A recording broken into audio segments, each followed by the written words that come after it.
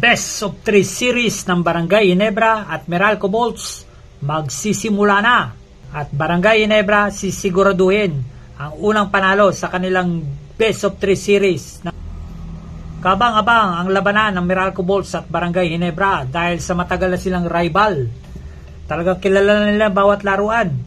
Mapa-coaching staff, mapa-player, talagang alam nila ang mga kalidad ng bawat isa sa kanila. Kaya expected na talagang magiging magandang series ng Meralco Bolts at Barangay Ginebra.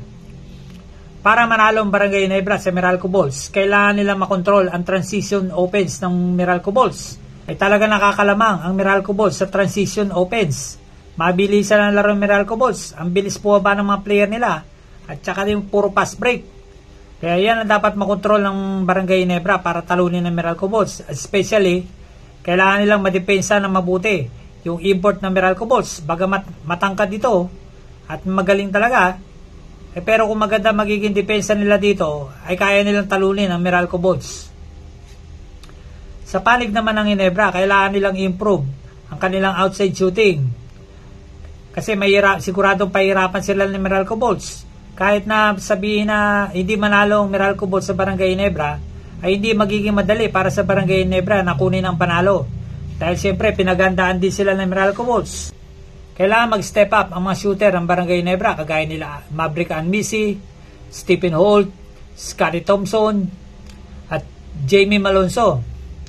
Napapabalita ngayon, nababalik na daw si Jeremiah Gray. Pero hindi pa gagamitin ni Coach Timko niyan.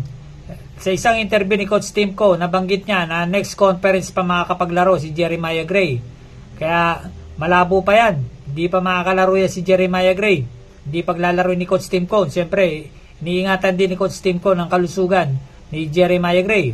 Noong nakaraan, nagkatapat ang Barangay Ginebra at Meralco Bolts. Ay nilaglag ng Barangay Ginebra ang Meralco Bolts. Andiyan pa yung import nila na si Allen Duram. Pero walang nagawa. Na-sweep ng Barangay Ginebra yung series na yun. Best of 3. Kaya talunan ng Meralco Bolts. Pero sa pagkakataong ito, ay siguradong mahihirapan ng Barangay Ginebra. Dahil malaki ang import ng Meralco Bolts at magaling sa shaded lane. Kaya mahihirapan talaga sila ng gusto. Makakatira na maayos sa mga shooter ng Meralco Bolts dahil magaling pumasa yung import ng Meralco. Kaya napakaganda ng series na to. Siguradong talagang pukpukan ito. Pagalingan to. At kailangan ng Barangay Ginebra ngayon na palakasin ang kanilang depensa. Lalo na sa shaded lane. Siguradong mahihirapan si Japet Aguilar na bantayan yung import ng Meralco Bolts. Kaya kailangan niya na makakatulong. Kailangan magpalitan si Troy Rosario, Japet Aguilar at Jamie Malonzo sa pagbabantay sa import ng Meralco. Para talunin ng Barangay Ginebra ang Meralco Bolts, ay kailangan nilang pagtuunan ng pansin ang mahigpit na depensa at malimitahan ang kanilang mga turnovers. Siyempre, alam naman natin ang kalidad ng mga player ng Barangay Ginebra, lalo na si Justin Brownlee. Pagdating sa mga series na ganito, ay lamang na lamang ang Barangay Ginebra dahil sa kanilang eksperyensya. At saka dyan lumalabas talaga ang laro ng Ginebra pagdating ng playoff, semifinals at finals. Kaya abangan natin ang labanan Barangay Ginebra at Meralco Bolts. At suportahan po natin ang inyong lingkod, Ron Datoda. Pakisubscribe naman po at saka like dyan. Salamat po.